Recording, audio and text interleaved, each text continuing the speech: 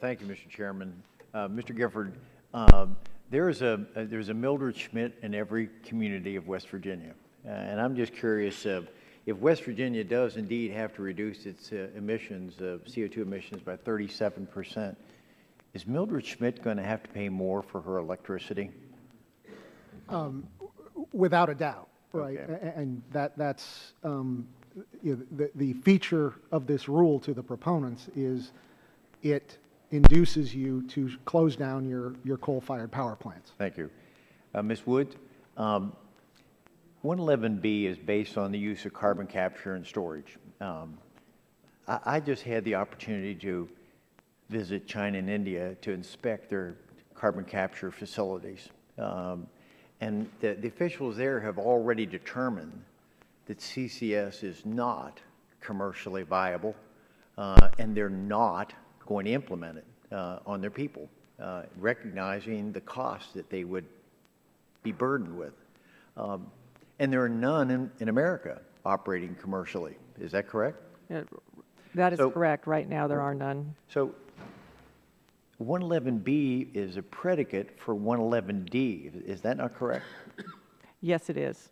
So if 111B is struck down, what's going to be the impact on 111D?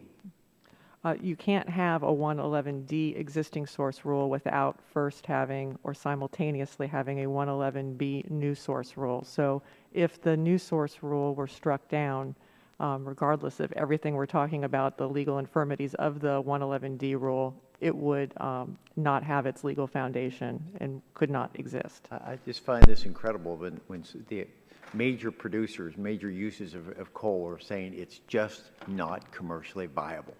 So we'll follow up with that. Mr. Lynn, in your testimony, you raised a remark about the building blocks. Some of the building blocks are illegal, partially because they're aimed at reducing the use of coal-fired energy.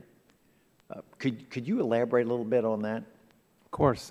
There's 2 points I think that are worth making. The first is that the scope of EPA's power under Section 111D is to set standards that lead to standards of performance. And we're talking about performance of individual coal-fired power plants. And one thing that I wanted to address is Professor Rivez has said a number of times that he's got a lot of examples talking about the method of producing the product and that there's plenty of precedent for that. Well, that elides, I think, an important distinction here. EPA is not talking about changing the method at these particular. The difference. The method of production, the method of generating electricity, is a very different question from shifting generation from one power plant to some other power plant. And so I think all of his examples talk about ways to improve operations at one particular facility, and that's what we're talking about. That's the scope of authority under 111D, and that's not what they've done here. Okay, yeah. Mr. Chairman, in consideration of the time, I yield back the balance of my time.